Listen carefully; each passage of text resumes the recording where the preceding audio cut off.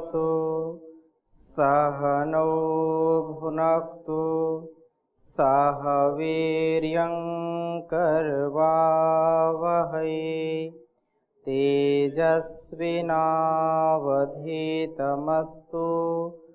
मा विद्विषावहै।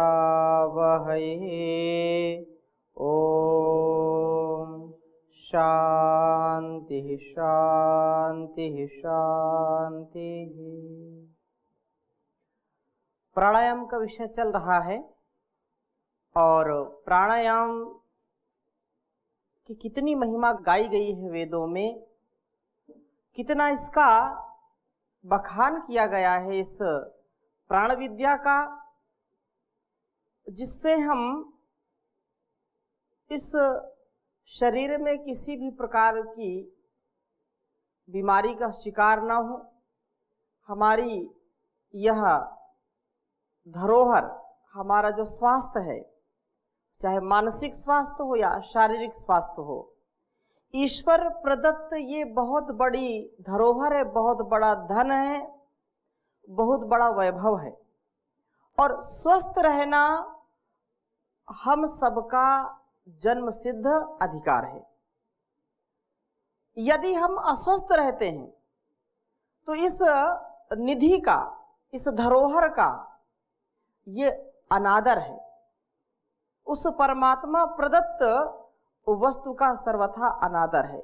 जैसे हम किसी को कोई भिक्षा में या उपहार में कोई वस्तु देते हैं, कोई खाने की वस्तु दे दी, कोई ऐसी प्रयोग करने की वस्तु दे दी, और यदि वह उसका हम उस वस्तु का ठीक ठीक प्रयोग नहीं करते हैं, उसका सदुपयोग नहीं करते हैं, तो जो देने वाला है उसके मन में कष्ट होता है कि इनको तो दिया था प्रयोग करने के लिए, इससे इनके जीवन में उत्कर्ष आए इसलिए दिया था, प्रसन्नता इसलिए दिया था, सुख मिले इसलिए दिया था, लेकिन इसको तो ऐसे ही इन्होंने भोगों में, रोगों में व्यतीत कर दिया। इस उपहार का इन्होंने अनादर किया, तो फिर आगे से वैसा ही हमको भोग मिलता है, वैसा ही हमको शरीर मिलता है। इसलिए ये प्राणायाम की विद्या भी ईश्वर ने हमको बताई है, समझाई है, इसका उपदेश किया है, ताकि हमारा जो तन और मन है ये कदाचित यदि रोगी होता है, आदि और व्याधि सताती है, तो उससे हम बचें। उसके लिए प्राणायाम का हम आधान करें अपने जीवन में, अपनी दिनचर्या में, इस विद्या को सीखें। तो आगे बढ़ने से पहले आप में से किसी कोई प्रश्न हो तो पूछ सकते हैं। ठीक है, तो हम आगे बढ़ रहे हैं। प्राणायाम रहस्य में परम पूज्य स्वामी जी महाराज ने जो लिखी है, और बहुत ही इसमें ऋग्वेद, यजुर्वेद और अथर्ववेद के मंत्रों का उदाहरण दिया है। प्राण की सहायता से पाप को जीतना। यदि प्राणायाम हम करेंगे तो उससे पाप से बचेंगे। ये बहुत बड़ी बात है, क्योंकि पाप से बचने का यदि व्यक्ति पुरुषार्थ नहीं करता है तो आगे उसके पाप क्षीण नहीं होते हैं। जैसे फसल बो दी और उसमें खरपतवार ने अपना स्थान जमा लिया, तो किसान क्या करता है, उसको निकालने का पुरुषार्थ करता है। तो ऐसे ही जाने अनजाने, अकेले में या सबके साथ वाणीगत, व्यवहारगत, आचरणगत कोई भी दोष हमसे हो जाता है, तो वह कैसे क्षीण हो और वो ना हो, इसके लिए बहुत ही अच्छा वेद मंत्र यहाँ पर ऋग्वेद के 8वें मंडल का यह मंत्र है, उच्चारण करेंगे। ओम वृत्रस्य त्वा स्वथादिशमाणा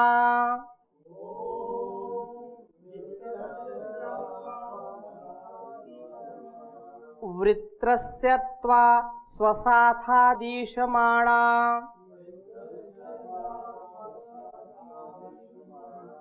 स्वसथादिशमाणा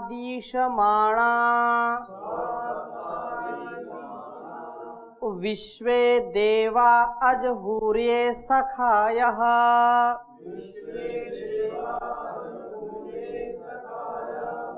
मरुद्भिरिन्द्र सख्यं ते अस्त्वत्थेमा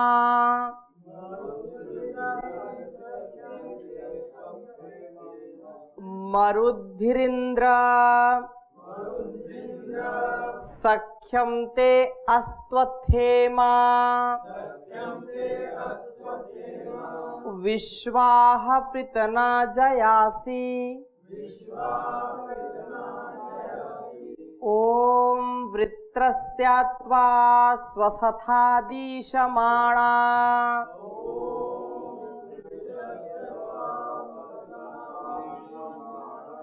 विश्वे देवा अजहूर्ये सखायः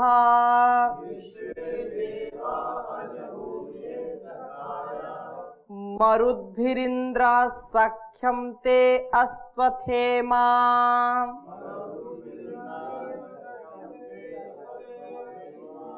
विश्वाः पृतना जयासि।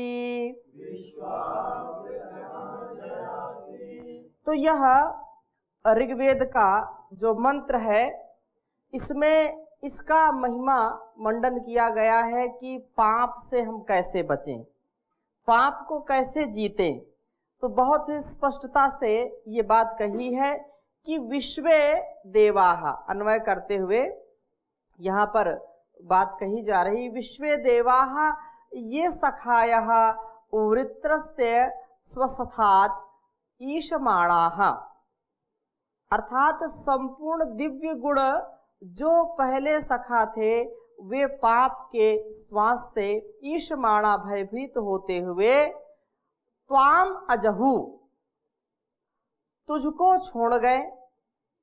अतः इंद्र, हे इंद्र, ऐश्वर्य अभिलाषी जीव, क्योंकि इंद्र जो इस पूरे संसार का इंद्र है, देवों का इंद्र है, और इस शरीर का जो इंद्र है, एक तो इंद्र परमात्मा के लिए भी उसका वो तो इंद्र है, उसका जो परम ऐश्वर्यशाली है, यदि परम ऐश्वर्य, वो परमेश्वर इंद्र कहलाता है। और हमारे शरीर में भी इंद्र कौन है? हमारी आत्मा है। तो वह उसके ही रहने से ये हमारा शरीर और सारे सुखों को, सारी संवेदनाओं को करने में समर्थ है, सारे व्यवहारों को करने में यह हमारी इंद्रियां समर्थ होती हैं। यदि वह परम ऐश्वर्यशाली परमात्मा इस शरीर में आत्मा का आधार न करता, ऐसी व्यवस्था न करता, तो शायद ये हमारी इंद्रियां भी ऐसी ठीक ठीक कार्य नहीं कर सकती थी।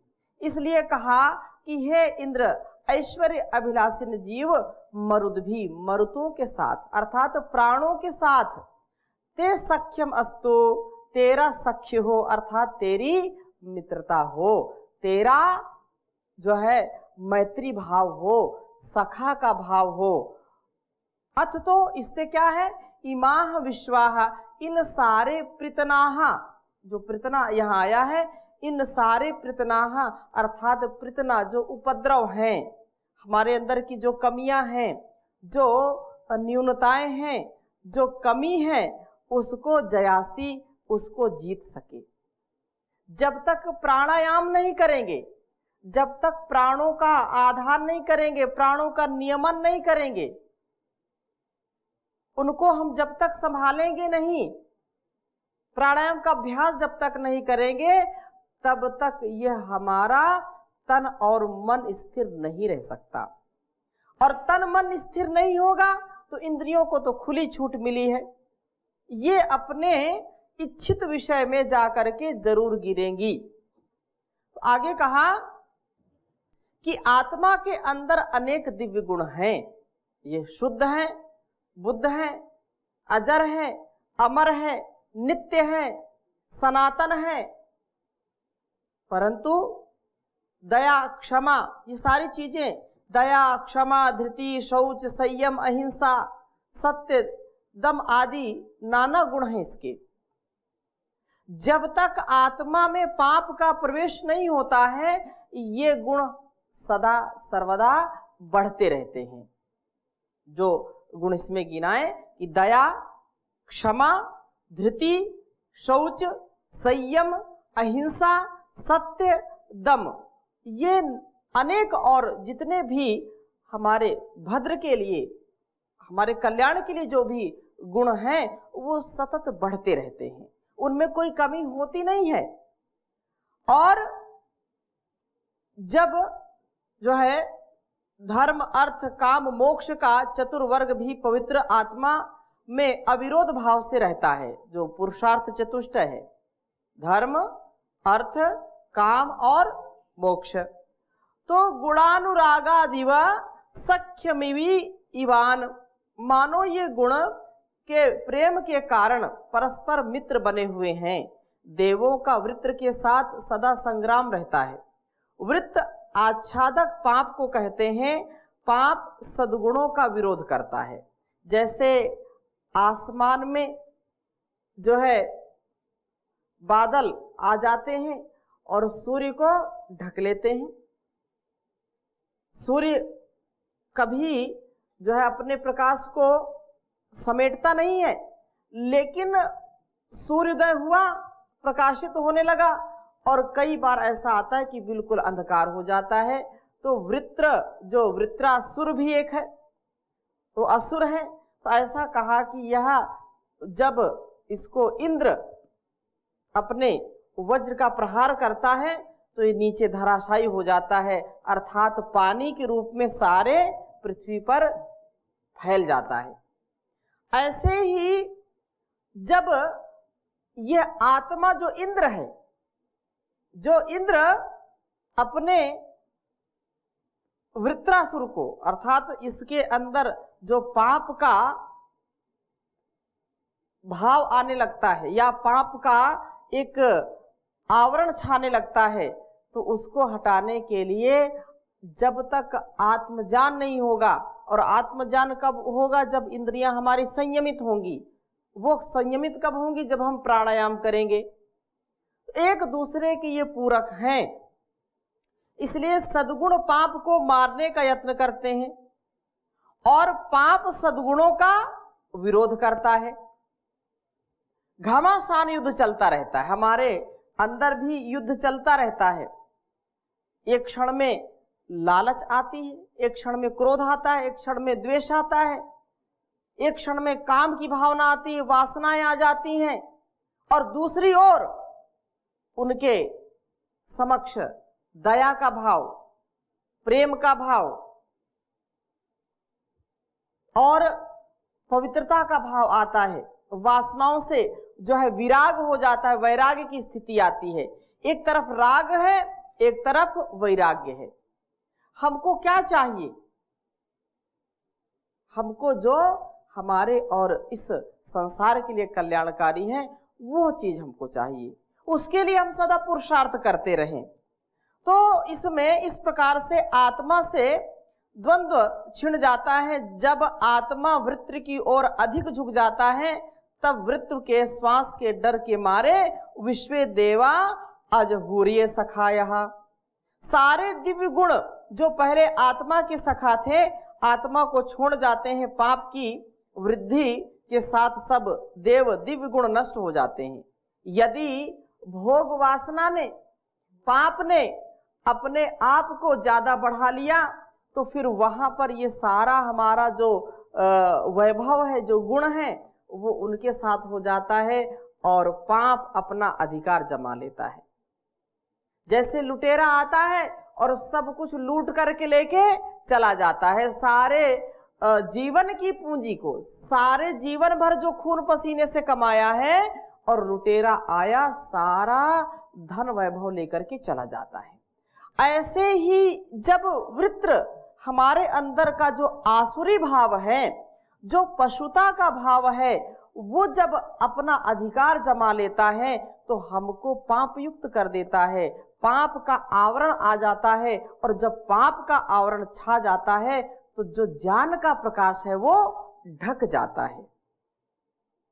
वो हमारा गुण होते हुए भी अवगुण में परिवर्तित हो जाता है। सब कुछ जानते हुए भी हम सब भूल जाते हैं।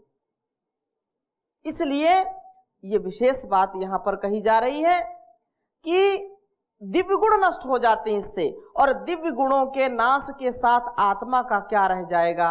यदि आत्मा की तथा दिव्य गुणों की रक्षा करनी है तो पाप को मार भगाओ। पाप को मार भगाने के लिए क्या है?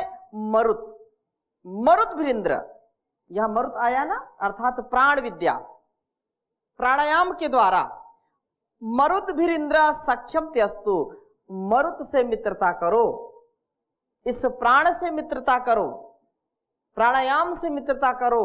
और जो प्राणायाम से मित्रता करता है, प्राण विद्या से मित्रता करता है, जो मरुत से मित्रता करता है, तो उसके लिए कहा कि प्राण के साथ हे इंद्र तेरा सख्य होना चाहिए। उसके सारे दुर्गुण, दुर्व्यसन, दुर्व्यवहार नष्ट हो जाते हैं।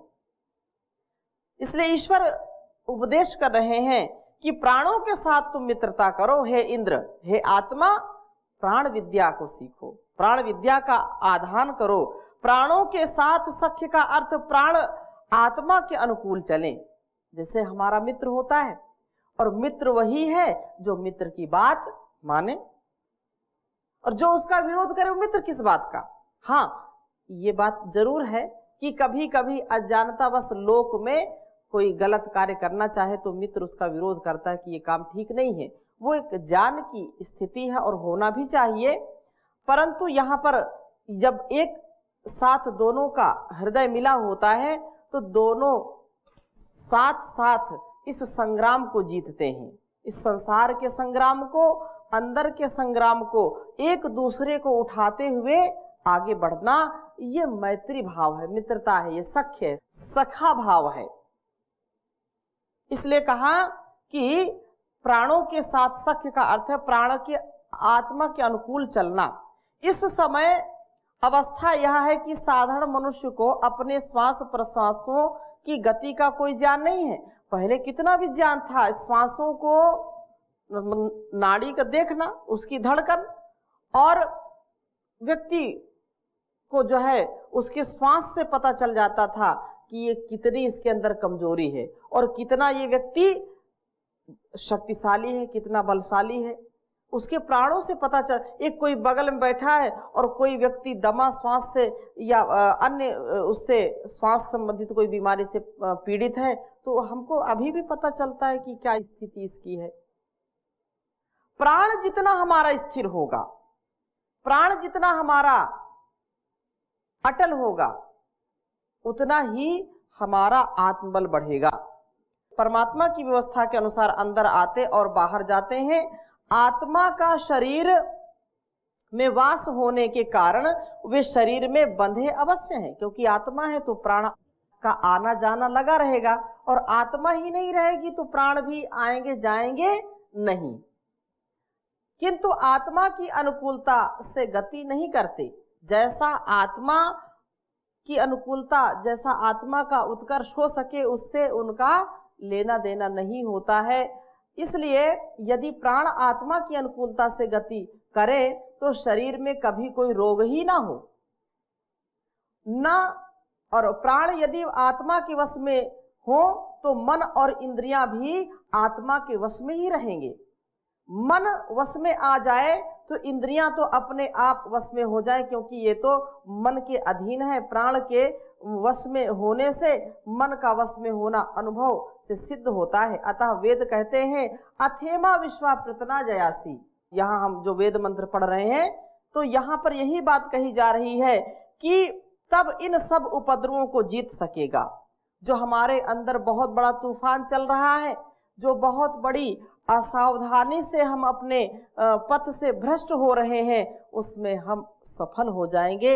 हमारा जीवन कभी भी पथ से इधर उधर नहीं होगा, हम डगर से इधर उधर नहीं जाएंगे, डगर में ही चलते रहेंगे और अपने लक्ष्य तक पहुंच जाएंगे। तो प्राण के वश में होने से ये सारी चीजें ठीक हो सकती हैं। पाप से जितने उपद्रव पैदा होते हैं उन सब का नाश प्राण की मैत्री अनुकूलता से ही हो जाता है। इसका एक हेतु है प्राण सबका स्वामी है। जैसा कि अथर्ववेद में कहा गया कि प्राणाय नमो यस्ते सर्वमिदं वसे, ये प्राणा प्राण सूक्त का ये मंत्र है, जिसकी हम आगे चर्चा करेंगे। तो प्राण को नमस्कार है जिसके वश में ये सब कुछ है। ऐसे उस प्राण के सर्वस्वामी होने में संदेह ही क्या, अतः इस सर्वस्वामी प्राण की मैत्री अवश्य करनी चाहिए। मैत्री यदि किसी राजा से हो, किसी जो है ऐसे सक्षम अधिकारी से हो, तो हमारा उत्साह कई गुना बढ़ जाता है। माना कि अगर कोई ये किसी व्यक्ति का परिचय यदि प्रधानमंत्री से है, तो उसको फिर लोग बोलते हैं इसकी तो जो है पकड़ बहुत दूर तक है, प्रधानमंत्री तक इसकी पकड़ है। तो लोगों के अंदर भी और उसके अंदर भी बड़ी जो है उत्साह की भावना रहती है, उसको कोई भय नहीं रहता है, वो निर्भय रहता है सर्वत्र। ऐसे ही जो प्राण हैं वो हम सबके क्या हैं, स्वामी हैं। और प्राण से जब हमारी मित्रता हो जाती है तो निश्चित रूप से हम उत्साह में रहते हैं, कभी पतित नहीं होते हैं। तो यहाँ पर यही बात कही है वेद मंत्र में कि प्राण की मैत्री प्राणायाम के साधन से होती है। प्राणायाम प्राण निरोध न करने से हानि होती है, जैसा कि कहा है जो है अथर्ववेद में, सा यह एवं विदुषा उपदृष्टा भवति प्राणम रुणद्धि न च प्राणम सर्वजनिम जीयते पुनरैनम जरसा प्राणो जहाति। इस तत्व को ब्रह्मज्ञान की प्राप्ति के जानने वाले का शिष्य होता है, वह प्राण का निरोध प्राणायाम करता है। यदि प्राण का निरोध प्राणायाम नहीं करता है तो सारी आयु ही हानि उठाता रहता है। यदि आयु की हानि नहीं जो है उठानी पड़े तो प्राण जो है बुढ़ापे से पूर्व छोड़ जाता है। इस संदर्भ में यह बात सिद्ध हुई, इस बात में हमको कोई संशय नहीं होना चाहिए कि प्राणायाम न करने से मनुष्य की हानि होती है, और प्राणायाम के बिना शरीर में वीर रक्षा संभव नहीं है, ये विशेष बात है। और वीर जीवन का सार है। वीर क्या है, जीवन का सार है, इसके बिना जीवन बेकार है। ये जीवन का आधार है। इस जीवन आधार का क्या है, प्राणायाम है। अतः सिद्ध हुआ कि प्राणायाम का अभ्यास दीर्घ जीवन के लिए अत्यंत आवश्यक है। प्राणायाम का जो विवरण वेद में दिया गया है उससे यह सिद्ध होता है कि प्राणायाम का अर्थ प्राण को, जीवन शक्ति को अपने वश में करना। इस प्राण शक्ति को वश में करने से जहां आयु दीर्घ होती है वहां मृत्यु से कोई क्लेश नहीं होता। मृत्यु को समीप अनुभव करता हुआ आत्म प्राणों को अनायास बाहर कर देता है। ऐसे महात्मा को मृत्युंजयी कहते हैं, वह मृत्युंजय कहलाता है। प्राणायाम का अभ्यास अत्यंत आवश्यक है। प्राणायाम के अभ्यास से पाप का नाश हो जाता है। हमारे द्वारा अनेक बार की जा चुकी जो अनेक प्रकार की विकृतियां हो जाती, व्यवहार में त्रुटियां हो जाती हैं, उनसे हम ऊपर उठ जाते हैं। आत्मा को कई प्रकार से प्रतनाव उपद्रवों का सामना करना पड़ता है। प्राण के आश्रय से जीवन क्रिया होती है, यह भी गत मंत्र में कहा है। और निसंदेह इसमें कोई संदेह हमको नहीं करना चाहिए। जितना जितना हम प्राणायाम करेंगे उतना उतना हम पवित्रता से, शुचिता से अपने जीवन को जीने का ये बहुत बड़ा जो है हमारा उत्साह होगा। तो आज की कक्षा में हम इतनी ही चर्चा करेंगे, शेष चर्चा अगली कक्षा में करेंगे। ओम शांति शांति शांति।